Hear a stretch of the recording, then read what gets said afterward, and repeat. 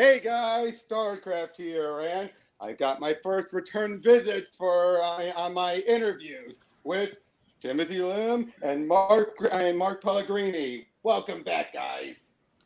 Good Hey, to be hey. here. Yep. So since we last talked, you guys have put out not just one, not two, but three new books. And I gotta say though, that's just impressive. No, you guys put out more in 1 year than anyone else. How many books have we put out this year? I think if you include the Walmart omnibus, that's actually 4 books total.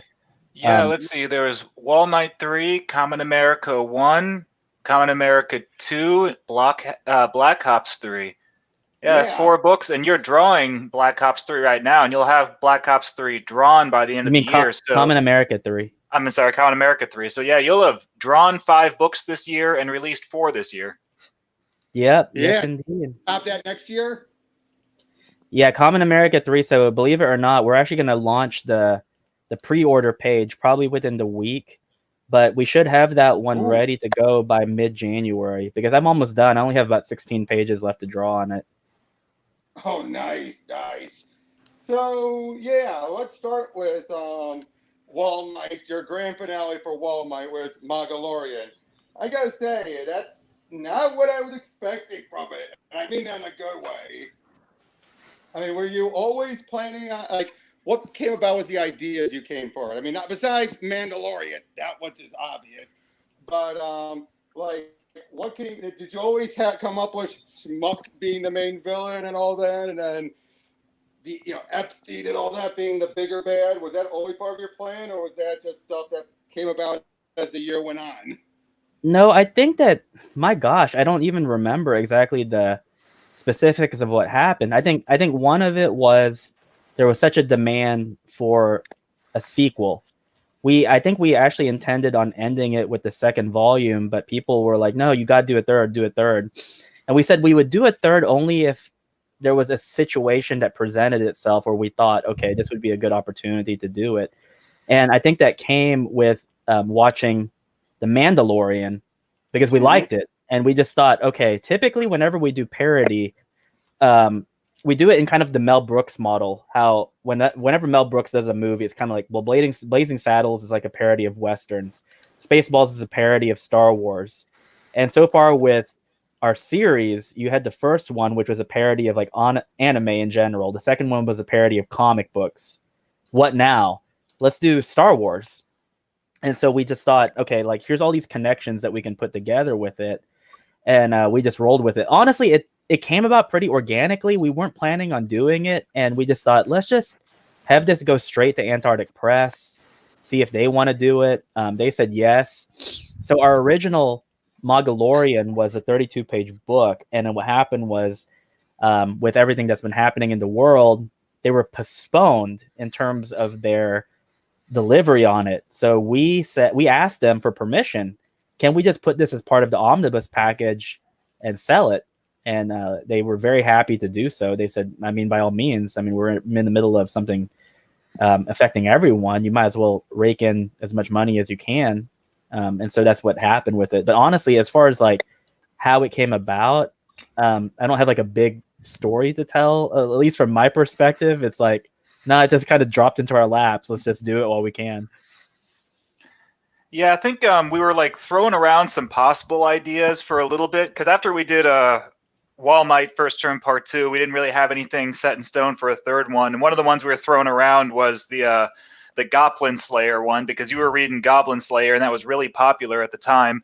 And like, well, maybe we could do a parody of Goblin Slayer or something, but it never really coalesced into a story. We just kind of had this really vague outline, not enough to inspire us or motivate us to do a third Wall Knight book. And then The Mandalorian came out. I remember Tim called me up and like, Mark, we need to, I think I got an idea for Wall Knight 3. We'll call it the Magalorian, because you'd done that piece of art for the Magalorian that took off online. And that's when people were like, oh, is this going to be a new Wall Knight? And yeah, and then you were telling me like, okay, so here's and like the very basic outline of how the narrative would go, and like, all right, well, we got a framework. Let's hammer this out into a story, and make up a bunch of shitty jokes, and get it done. and it worked out really well. So no, we kind of just threw that one together. I remember that was the fastest script I ever wrote, was Wall Might 3. Like, it practically wrote itself. I think I just got that one finished like over the holiday break, the previous December. I just knocked it out in a few days. It was just so easy to write. But for people who have the Wall Might Omnibus, whether it's the Gold Standard Edition or the huge cover edition that's coming out, it's available on Iconic Comics' web store. You can actually see us grow pretty well with those Wall Might books. The first one's just a parody of anime with some like My Hero Academia, obviously, with some political commentary. The second one's a parody of American comics, but with some commentary and satire of like the crappy Marvel and DC decisions in comics. But the third one, Mandalorian, yeah, it's a parody of The Mandalorian and Star Wars. But that one we had done after we'd completed more Black Ops books and started Kamen America. And so Mandalorian 3 actually has a thematic elements and a moral in it that gives it much more weight and substance than the first two installments, which is why it also felt like a good place to end the trilogy on, to end the Wall Might series on. We ended it with something that had a bit more substance and a bit more of a thematic foundation. Which I really did like that, and I agree with what you just pointed out. It does kind of feel that way. As the fact you had Darth Vader Ginsburg, and then getting with her passing, it just felt like, wow, that was more on the nose than they expected. Yeah, and considering that we did all of that before any of the events of late happened, that's actually the second time that's happened. The first time was with the Mandalorian. Not the Mandalorian, but Wall Might 2. We made a joke about switching a protagonist's hair color so that in a Hollywood adaptation they can't be replaced by Zendaya. And literally the day that book came out is when they announced that they were going to make Ariel black from the Little Mermaid. And so I think it was actually Marmaduke fan who pointed it out, and he was like, if the purpose of satire is to exaggerate what's already true, then in a way you can already predict the future based on the current present, because you can see the trajectory that it's going in. And so that was actually the second time that we managed something like that. So I'm really happy in terms of, humor is funny because you don't know if something is funny until someone tells you. So we actually rely on the feedback of people when they read it to say like, yes, that was great, you predicted that, that was pretty awesome, versus nah, you definitely missed something. So I think our batting average so far has been pretty good. I would say it has. Now, when it came to needing to have the droid and all that, what was the idea of having it be Brett Kavanaugh turned into a droid and not just some new character? That's Mark's idea. I'll let him explain that. Well, that one was really just a joke. So basically, Tim said we got to do a Mandalorian parody, and so the central cast of the Mandalorian, is Mando, Baby Yoda, and then there was IG-11, who was in a couple episodes of the first season. And I was like, well, we could have Brett Kavanaugh just be, our generic character, kind of like what we did with Pence or Might Fence, whatever. But I just thought it would be funny if we just make this throwaway joke where it's like things just haven't been the same ever since Brett got turned into a robot. And that's the only justification in the whole book for why Brett is suddenly this IG-88 looking robot. But then Tim suggested, when I was telling him that joke, and this is what really solidified it, was Tim said, like, yeah, we can make him look like IG-88, and that long head can be like a tall boy beer can. I was like, okay, well, now that just really settles it then. So yeah, that's pretty much just a stupid joke was the entire reason why that happened. Yeah. Hello. But I saw someone right now. Tell him, no. All those Mandalorian characters are good guys. Sorry, yeah, he thought it was IG was bited or Yoda bited. It's like neither. So, but yeah, that was still a great send off, and having the Trump Corps and everything I thought that was spectacular. Oh yeah, And that was a clever idea. yeah, the core of Infinite Trumps. So that was something that Tim said he wanted me to put in there. And when I wrote it in the script, I didn't know which because of all those Trump comics, like I didn't know which characters Tim had gotten permission, because he had to contact the creator and say, "Hey, can I put in Tremendous Trump? Hey, can I put in She Trump?" I don't know which ones he had permission to. So in the script, I just said all these different Trumps come out through the Stargates. You decide which ones. Like I know that we'll have a Thump, and I know that we'll have Space Trump because Tim worked on both those books, but I didn't know about any of the others. So that was a surprise to me when Tim sent me the proof PDF for editing, and I got to see which Trumps he was able to get in the book.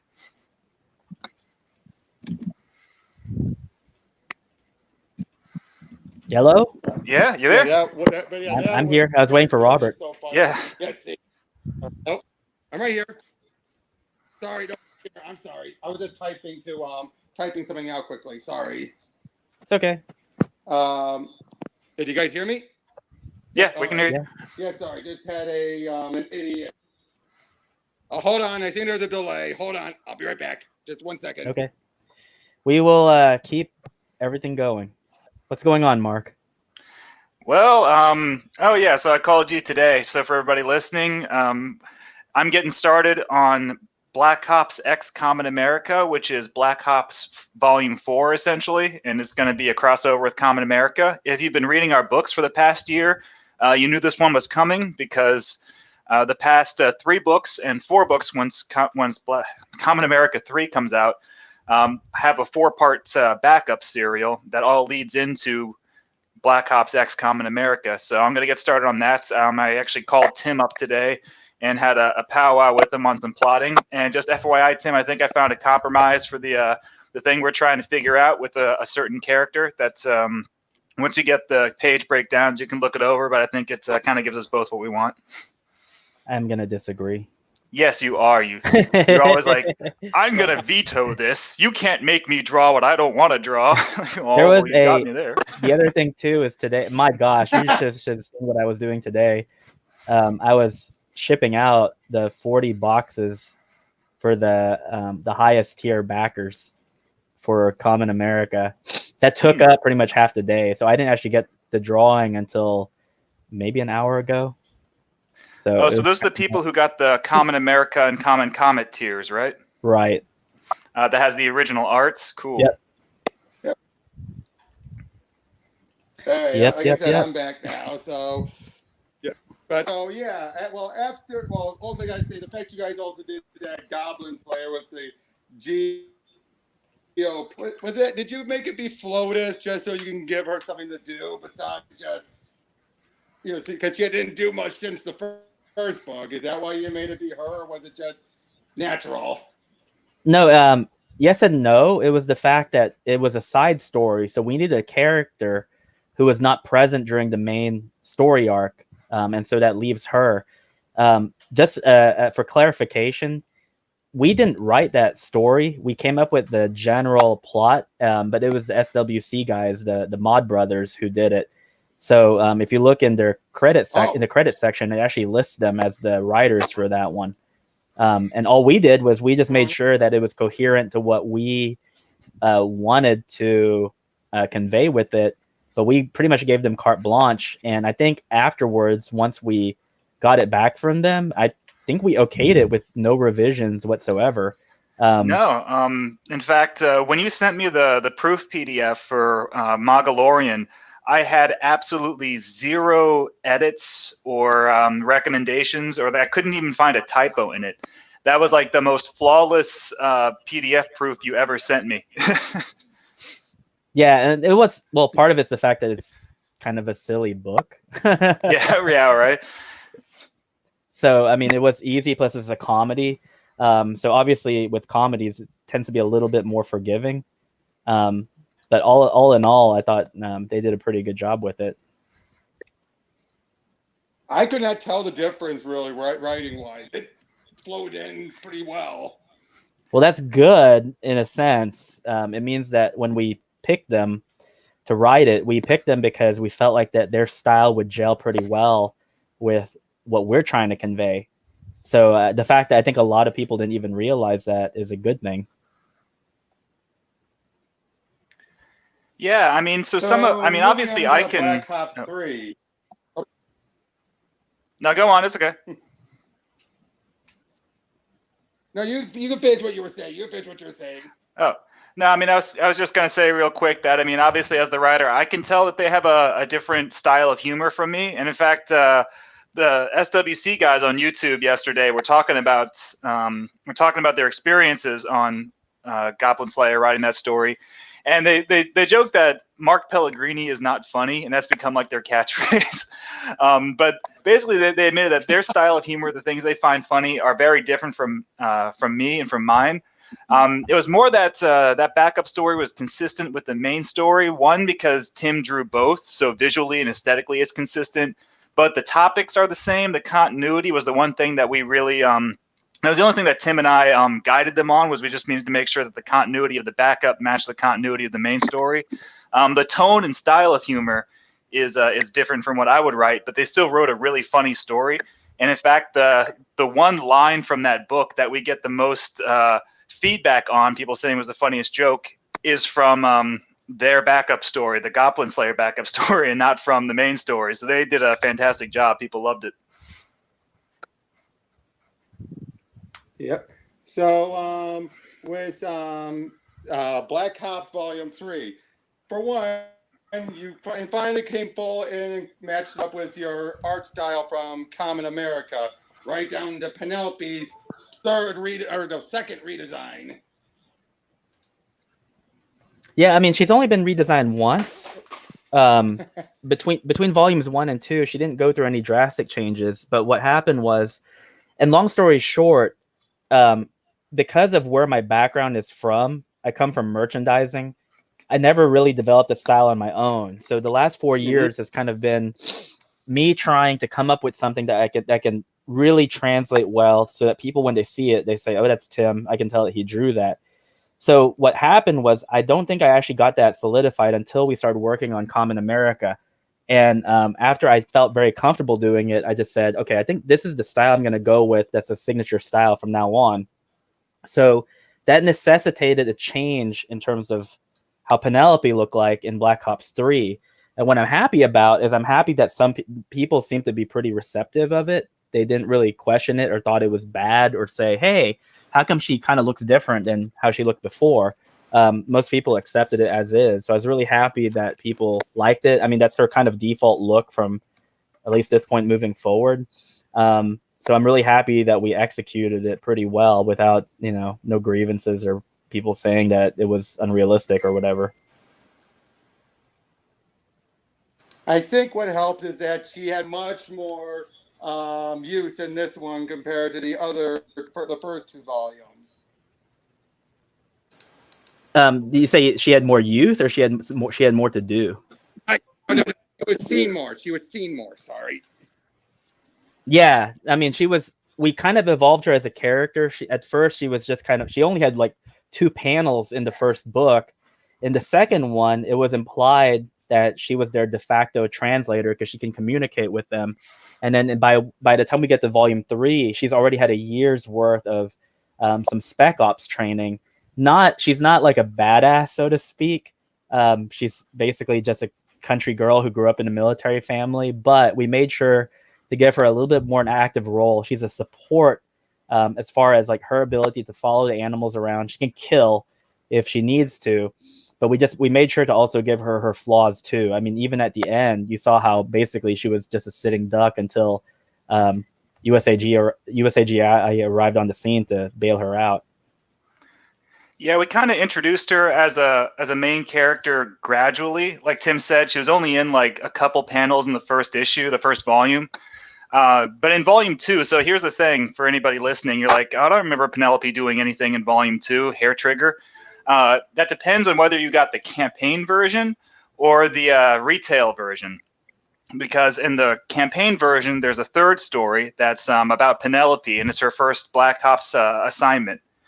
That one is in the Black Ops Omnibus, by the way. So if you got the Omnibus, you got that story. But if you only got the retail edition, that one was left out for purposes of making the book cheaper for people buying it at retail. So go pick up the Black Ops Omnibus or the campaign edition, which is on the Iconic Comics website and web store, and then you'll be able to get Penelope's first assignment. Which I definitely remember, and you referenced it when mentioning about the Chupacabra. Mm-hmm. Yep. Which, yep, that was the adventure. Then, just to point out, just to point out to some people who didn't know, during our last interview, I was one of those the few who was able to figure out the connection between the Labakova sisters before the book came out. I mean, it's kind of surprising that more people haven't. I mean, there are 2 books by us, 2 different titles by Tim and me, and we have 2 characters who are roughly the same age with the same last name. We're surprised not more people kind of like connected the dots that they were related. Well, in the volume 2, you only mentioned Hair Trigger's full name once, and it was Hair Trigger the time. Yeah. And her name was within a speech bubble, so I'm pretty sure people just glossed over it. Yeah, I wouldn't, but I mean, I'm a critical reader. Marmaduke, I think he noticed, but he's also a critical reader. So people who read the books and pay attention and digest the information, then they pick that stuff up. They get the bigger picture from all of our books, which is always gratifying to hear. Yep. So I noticed also with your style, Tim, going forward, especially within in Kamen America Volume 2, you kind of turned up the fan service a little more with the shots and the angles and all that. Was that intentional, or did it just come that way? Yes and no. I mean, for example, you're talking about static versus dynamic angles. So a dynamic angle is where you have like a tilted camera or you have a low angle shot. The reality is that she's wearing a spandex leotard. So if I set a low angle shot while she's doing an uppercut, you're going to see her booty. So, I mean, I tried to make it so that if there is a shot, I'm not doing it simply because it's gratuitous. I'm doing it because it actually serves the purpose of the action. And I think that the 2 things don't have to be mutually exclusive. I feel like I can have my cake and eat it too when I do it. Just as long as the main thing is that I have to keep it safe for work and I have to keep it family friendly. So I think that any young person, a teenager or a young adult, should be able to read it and they don't think I'm trying to sexualize the character. It's just she's wearing basically a swimsuit. So having that shot, you're gonna see, I mean, you have to see either the front or the back. So I feel like I took the best approach in terms of depicting the action. Now, one question when it comes to Misha and Carly's friendship, leading from the end of Black Ops into Volume of Kamen America. Are they friends? Because there's sometimes when they do feel like they're friends, there are other times where they feel a little bit like, boy, this girl is crazy, but I have nowhere else to go. Is it a bit of both, or am I just overthinking it? I think you're overthinking it. I mean, they're friends. They argue, but it's one of those things where like people what we want to show is that you can be friends with people and not be in a hive mind, which is becoming less and less common nowadays, with people rejecting their friends, rejecting their families because they voted for the wrong person or because they held a different opinion about something. That's not the way it used to be. You used to be able to be friends with people, and even if you disagreed on certain subjects, that didn't impact your friendship. And so that's the kind of thing we're illustrating in the book, is that Carly and Misha obviously are very different personality types, but that doesn't mean they can't still be friends. Obviously, there's things that Carly does that irritate Misha, and obviously there's things about Misha that Carly just doesn't understand. But that doesn't impact their ability to be friends. Their relationship with each other runs deeper than that. And same thing with the new character, Kimiko. Like, Kimiko obviously gets on with Carly really well, but it doesn't necessarily hit it off with Misha right at the beginning. But that doesn't mean they don't have the capacity to be friends. It's what I talk about on the Bunderdome when I was doing those comic script tips videos. it's all about character dynamics. No two characters should have an identical relationship with one another. They should each treat each other differently based on the differences in their dynamics with one another. So Carly's relationship with Misha is going to be different from Misha's relationship with Vicky, and Vicky's relationship with Carly is going to be different from her relationship with Sylvia or whatever, and that sort of thing. So it's all just basically making the characters feel like they have unique relationships, unique dynamics, and that they all basically, it makes them feel more realistic, like real human beings, and that's kind of what we're going for. Well, okay, sit down, and I was reading too much into it. One other thing I did like about the second volume is how you took something that you kind of started to set up at the beginning of volume 1, but then kind of we had to focus on the origin. The fact of Carly's desire to be recognized, not wanting fame and glory, but at the very least to just be acknowledged and recognized. I think not many people have that with superheroes these days.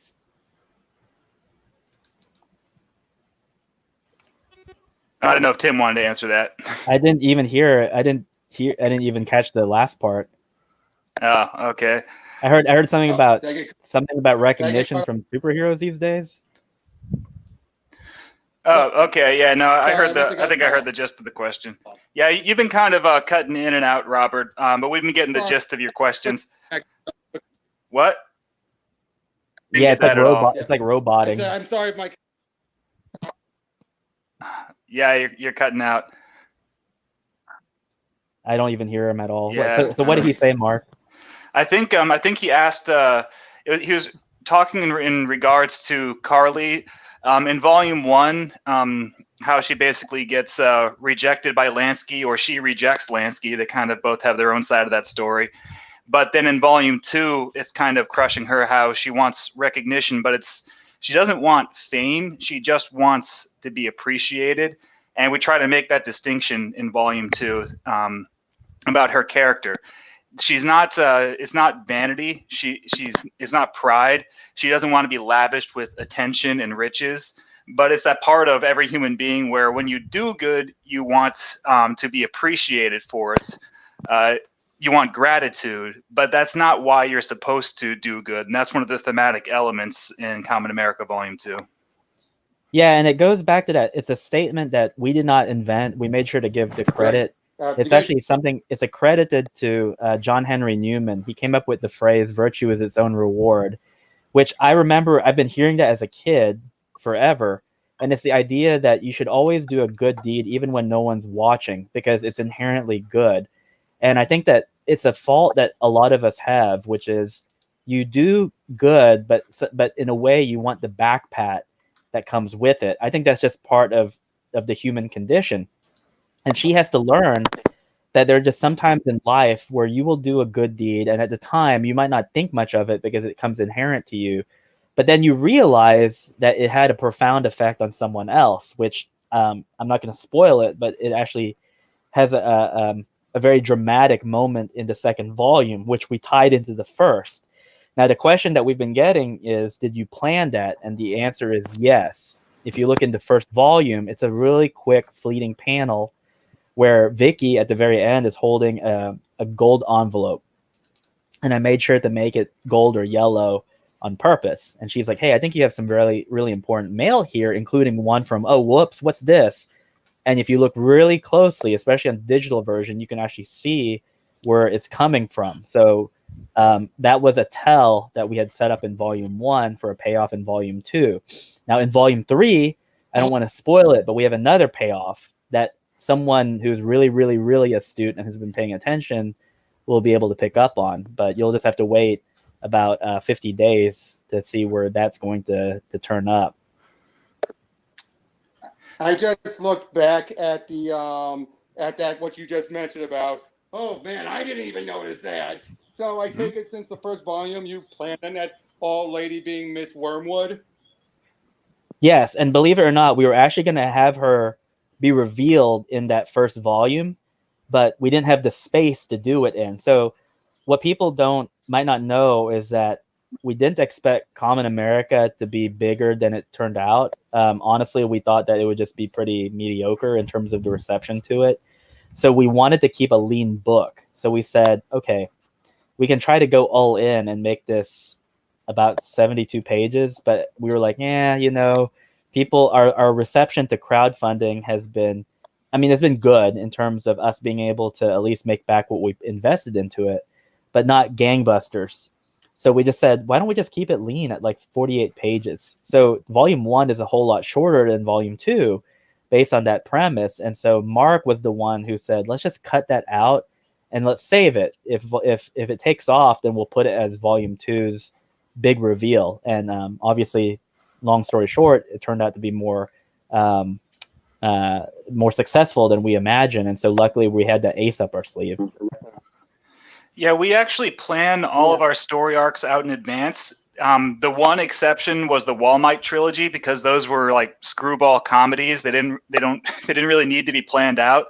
But for Black Ops and Common America, we plot the trajectory of the story and character arcs out in advance. And we're actually, in terms of plotting, we're several story arcs ahead on Common America and Black Ops.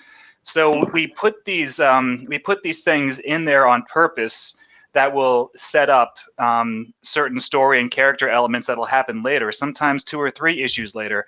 And sometimes the audience will catch them and sometimes they won't. Like the letter Tim was talking about that we put in volume 1 that very specifically has the address on it of where it came from in red on a gold envelope. Not a lot of people noticed that, certainly not when they were reading it the first time. But if they read volume 2 and then maybe someday when they decide to go back and reread Common America from the beginning, they might catch that and say, oh, wow, they put that in there. A lot of media that I enjoy in general will do that. That's something that gives a certain movie's rewatch value, like In the Mouth of Madness is one of my favorite movies. But it's a movie where I go back and I catch something every single time. And I sort of appreciate the craftsmanship. I know a big one that Tim will agree on is Back to the Future. That movie planned out so many of its little, like almost imperceptible Easter eggs in advance. And you don't appreciate them until you've watched the movie for the first time and go back and watch it again. And then you can see all the things that they set up from the get-go in that movie and realize like, oh, wow, they did this, they did that. It was all set up from advance, and I just didn't even notice it the first time around, at least not consciously. And so that's the sort of thing that we try to do with our plotting.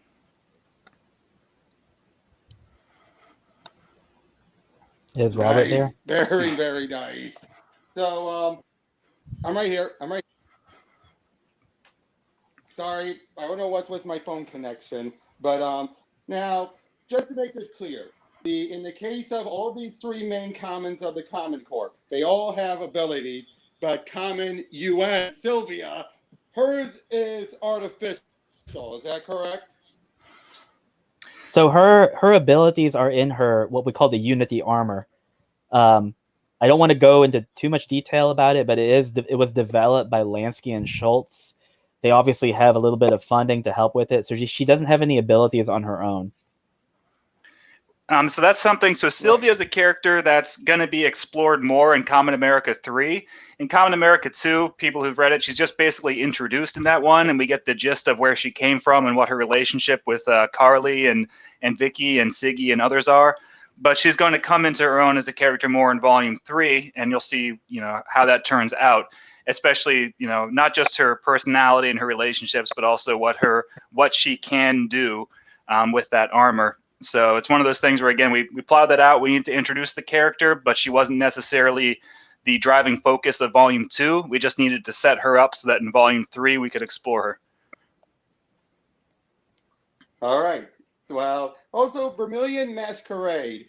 That's an interesting villain who has standards, and yet we then just through her dialogue and everything gives us a bit more. She came to for help, and all among other things. It's like, is she a full-on bad guy, or is she like just a goon for hire that's more powerful than she may realize? Like, what's her story that you can talk about? We can't really talk about much. whatever we can say has been addressed in the second volume. So she sees what she's making as art, and she obviously has a working relationship with Lansky and Schultz to that extent. There is a connection that will be explored when we talk a little bit more about her identity and her history in Volume 3. She's not a full-blown bad guy in that she doesn't murder. So obviously she has a degree of morality to her, but that's something that we're going to look at more as we look at Volume 3. That's pretty cool. And now, what's Kamen Ramen? Obviously, that was the explosion we saw at the end of the first volume. Was her origin? How did she come about? Kamen Ramen. So when we were first conceiving of Kamen America, we were just trying to come up with names for potential characters and sidekicks. And one of them got turned into a joke, Kamen Comrade, which was the name that Carly suggests for Misha at the end of Volume 1. And we ended up going with Kamen Comet as her name in Volume 2. But among a whole bunch of silly names we came up with, one of them was Kamen Ramen. And we just decided to go with that as a character. But her entire backstory kind of developed out of that name. Like, well, it's a really silly name. How are we going to justify it? And so it came up with this origin of Kimiko Kaneko being the daughter of a businessman who owns a ramen factory in Japan. And then came up with the whole she's intelligent, but she's not necessarily good at taking tests. So she keeps failing her entry exams, which are a big thing in Japanese culture and Japanese society's upward movement is there's always entrance exams for everything. And so that's what's been holding her back. And so okay, well then maybe that leads her to want to go study with Carly, et cetera, et cetera. And kind of her backstory kind of wrote itself from the ground up, and it all just basically sprang out of just that one silly name that we were throwing around was Kamen Ramen. And awesome, and I know what you mean about the entrance exam. I've read Love Hina, so just from that one manga alone, I'm well aware of how notoriously hard those can be, especially when you get into the big ones. Mm-hmm. So yeah, though, when it comes to again, just all the stuff you guys have come up with just these 3 books alone. I mean, I know I kind of glossed over Black Ops, but well, was that always intended to be I think you said before it was kind of meant to be Kamen America 1.5 in a way, but it kind of felt more like it was still a good adventure, but it was setting up stuff for getting Misha over to the States. Was that intentional, or did it just kind of become that? It kind of just became that. What we were doing was when it came time to do the scripting for Black Ops 3, we needed a MacGuffin. For people who might not know what that is, a MacGuffin is actually a term used in script writing for film, and it refers to simply the object or the thing that you're after. The plot device. The plot device. It doesn't necessarily matter what it is.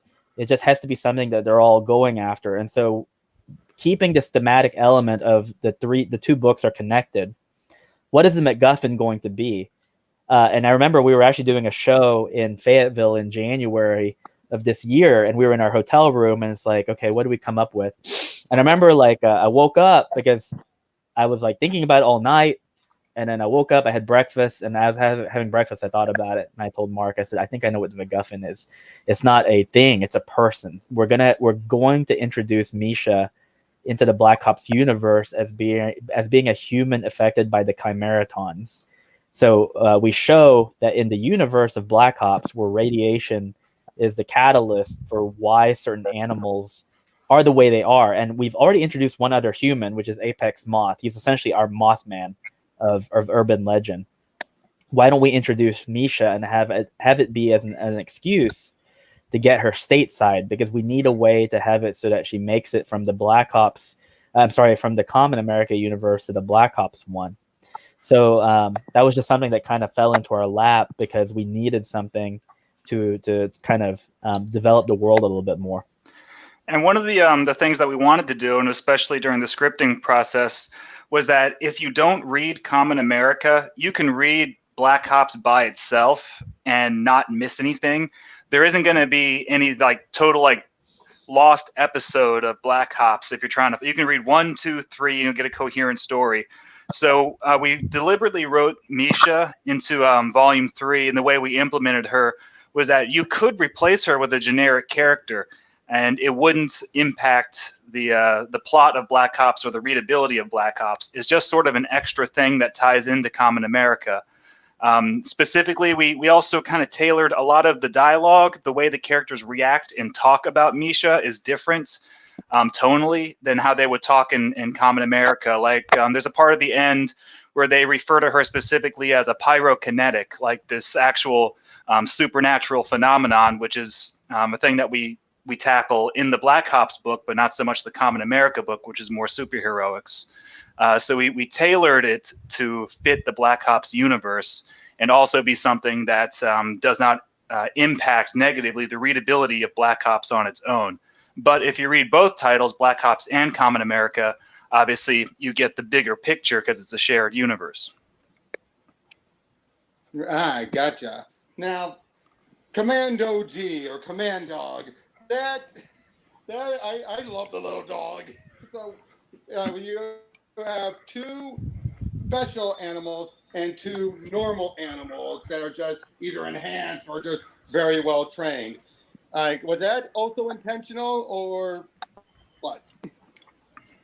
So Command Dog, it was intentional that he not be super powered, because everything that we've done so far, as far as those characters are concerned, has a real life equivalent to something that happened in history that acted as a catalyst. For example, for USAGI, it was actually the atomic bombing of Japan.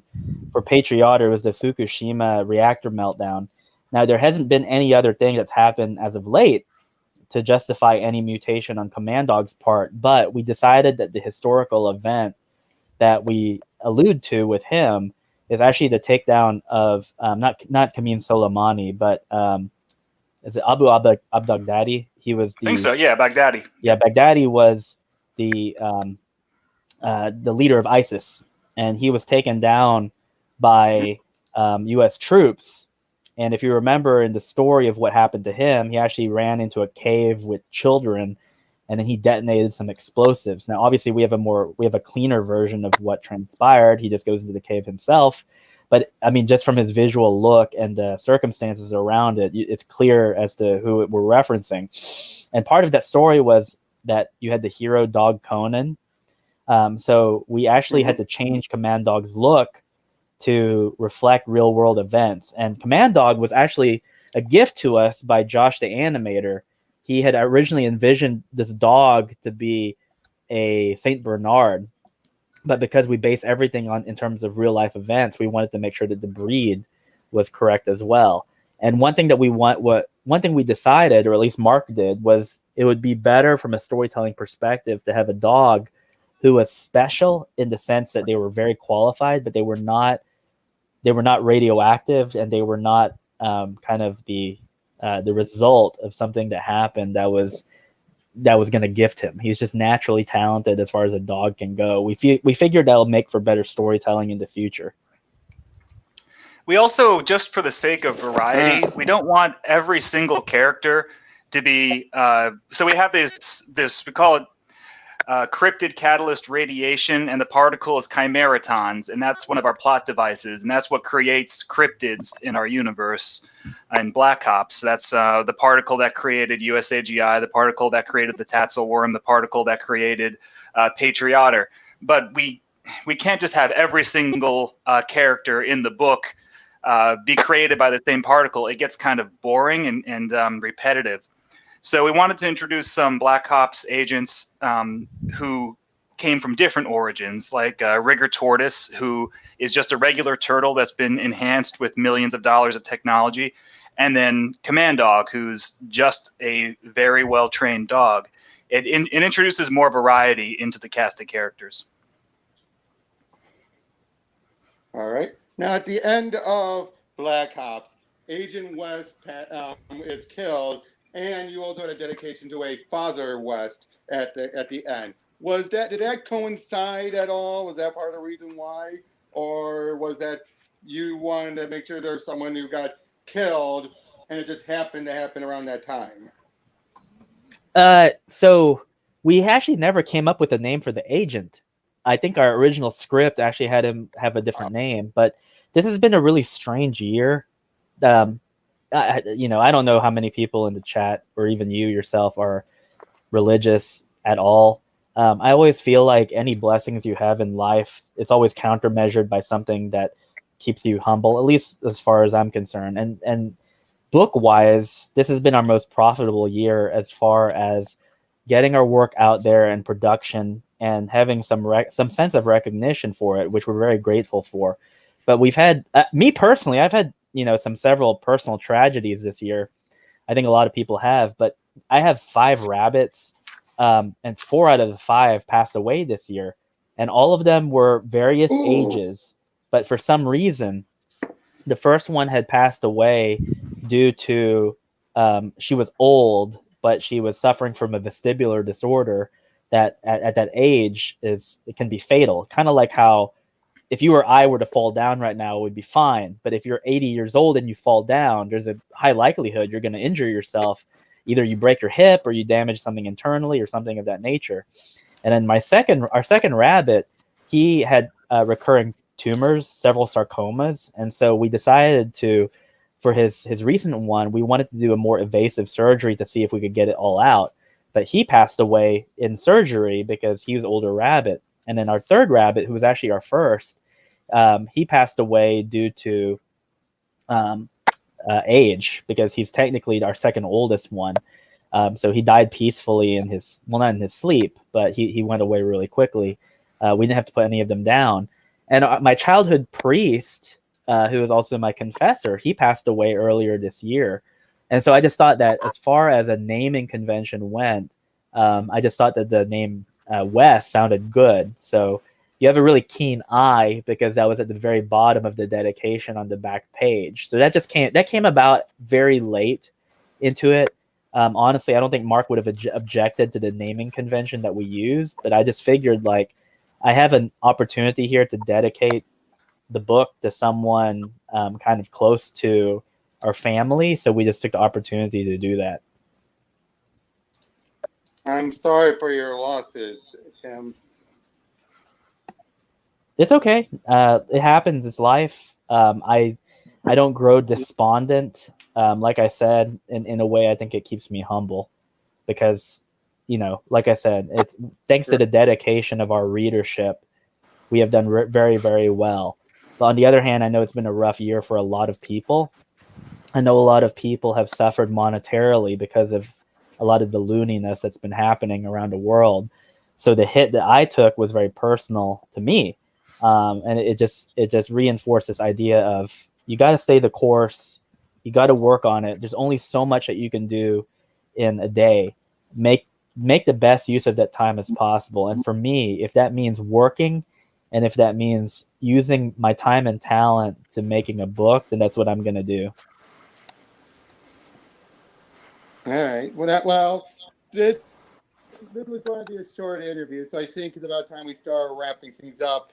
And Tim, you said you had to get going before, and Mark, you have another stream you have coming up soon. So yeah, I gotta get on that in a few minutes.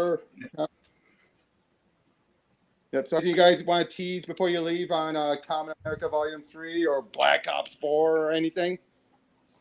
The only thing I'll say is that if y'all are follow us if you're here for Kamen America, you can follow us on Twitter at the Kamen America. That's capital THE Kamen America.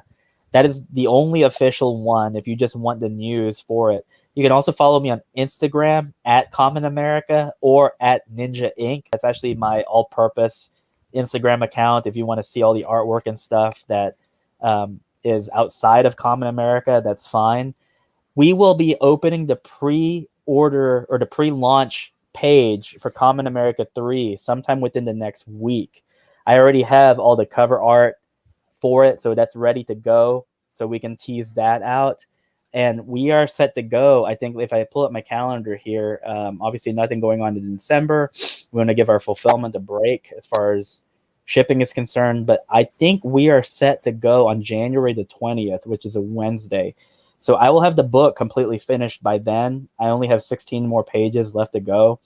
And that's it. I should have it done by, if not the end of this month, by early December. So we're on track. We're not wasting time. Mark is going to get me the script for Black Ops 4, which is the crossover book. He should be getting me that soon, and I will start on that in December and hopefully finish it by the end of January. Yeah, that about covers it. All right.